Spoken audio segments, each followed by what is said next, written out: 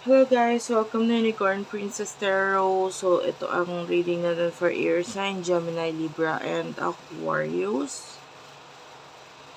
Pa-subscribe na lang guys sa mga hindi pa nakaka-subscribe. Pa-comment sa baba. Ma-appreciate ko yung comment ninyo. Kahit po heart-heart lang smileys, malaking bagay sa akin yan. Ngayon kung gusto ninyo magpa-personal reading kay Jeng Tarot Reader, pwede. Friend ko yon, open sa personal reading. Pero of course,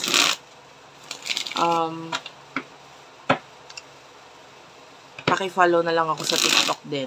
Kasi doon ako mag-a-announce sa TikTok kung open na ako sa personal reading. Okay, let's start. This is for air sign Gemini, Libra, and Aquarius. For air sign, please. For air sign. Family, okay. Gossip is here. Poison,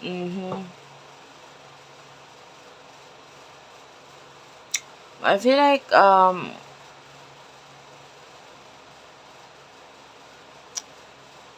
ngayon, no, I don't know, there's a person in your family na pwedeng pinag-uusapan ka. And also, I can see a person na very toxic. Maybe it is within your family. Pero, yung iba kasi hindi naman lahat eh. Hindi naman lahat. Pwedeng kasalukuyang ikaw ay pinag-uusapan sa pamilya ninyo na wherein it's very happy. There's a lot of kasayahan. So, pwedeng ganon. Pwedeng masayang pag-uusap na involve yung family or sila ito na pinag-uusapan ka. Pero yung iba sa inyo, there's also someone in your family or pwedeng tinuring mo pamilya na very toxic. This person's behavior, hindi siya katanggap-tanggap eh. Maybe, yung iba naman pwede may kinalaman sa career yon, but anyway, pero parang wala kang choice kasi nandyan na or nandyan na yung taong to or what. So, yeah, take only what resonates.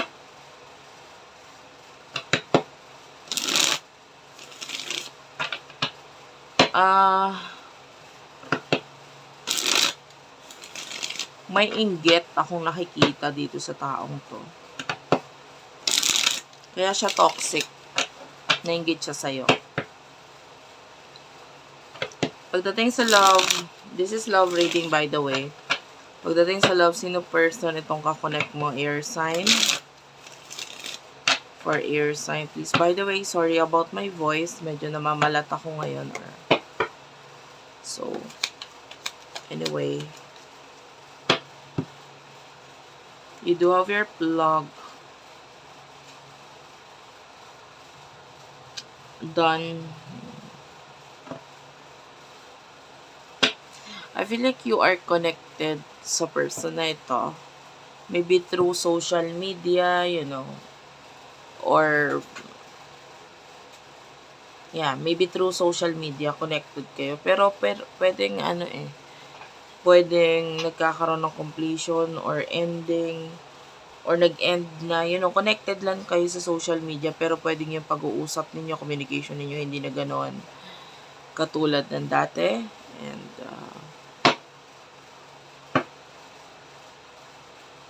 marami ka natutunan sa kanya. Yung iba sa inyo, marami kang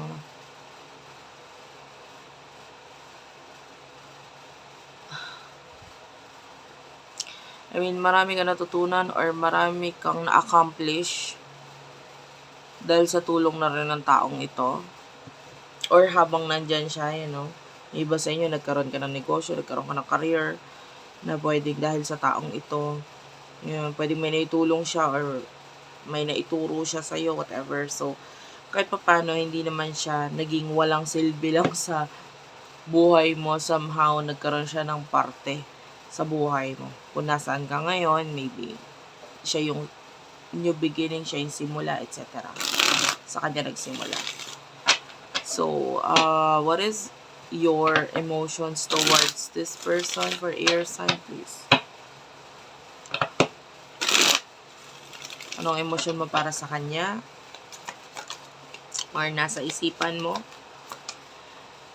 You do have here commitments. So, today and denial. Meeting is at the bottom of the deck. Kung wala ka namang ibang kakonect, kasi yung iba sa inyo wala namang ibang kakonect, but rather this person only,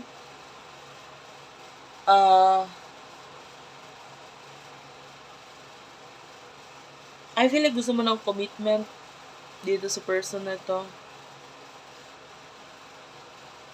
And, nagpo-focus ka actually sa present moment mo. No? Kung ano yung mga nangyayari ngayon, ayan, focus ka dito.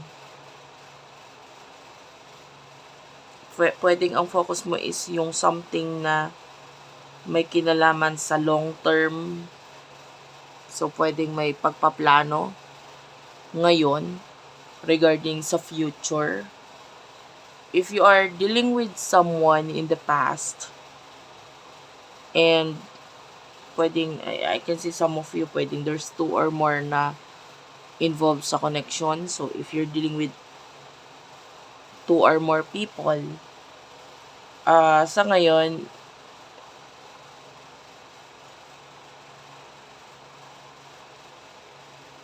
you're not facing the truth. Diba? About sa connection ninyo. Or ano yung emotions mo para sa kanya. Medyo mataas ang ego mo sa ngayon. And at the same time, pwedeng kung may kakonect ka ng iba, nakafocus ka dun sa commitment mo dun sa iba na yon. Okay? And,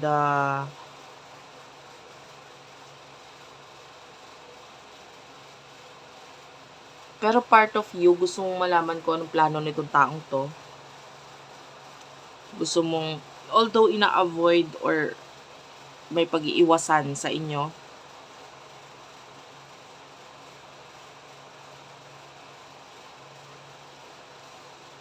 I feel like,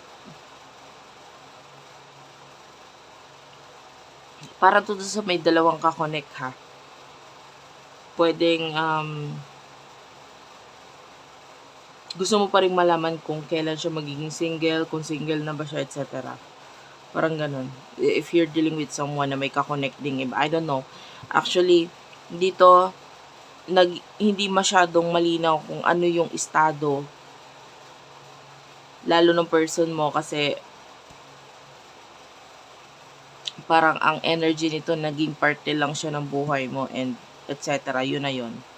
Wala masyadong balita, wala masyadong whatsoever dito sa person. Pwedeng hindi rin kasi siya masyadong communicative na tao. Hindi lang sa'yo, talagang ugali niya, hindi siya magaling pagdating sa pakikipag-communicate. I mean, hindi siya yung tipong pang long distance connection. Ano ang emotion ng person ito for you? Anong nasa isip niya? For air sign. Okay, you do have your racing. Like what I've told you, pwedeng umiiwas sa'yo tong taong to. The single is here, might be dealing with a single person, or if not, medyo nahihirapan siya ngayon eh. Okay.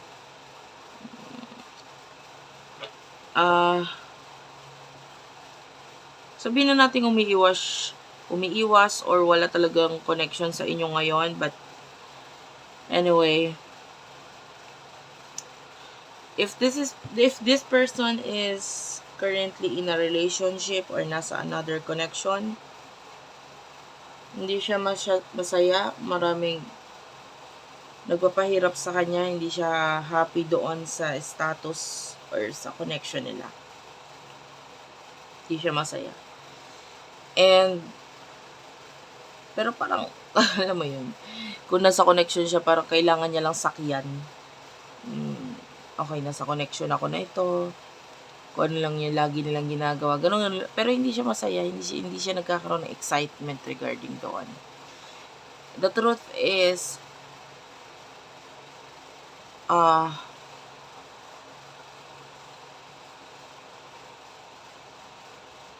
pwedeng nagsawa, ganun.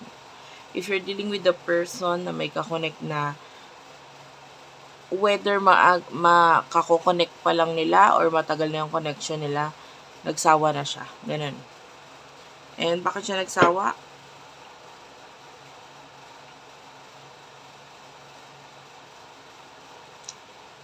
Kasi pwedeng yung connection nila na-develop na lang ng walang halong love. Maybe there's commitment pero walang love at all. And ayun yung mahirap. Kumbaga, may relasyon pero walang emotion na involved. What will happen in the future for the both of you? For your sign, please.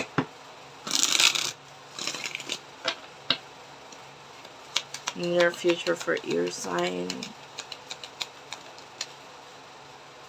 Cleansing is here. Settlement, nightlife, and you do have here retaliation in the near future for your sign. Okay. On the table, children and threatened. Okay. Some of you, there's children na involved. Medyo nababaliktad yung sitwasyon. Ngayon.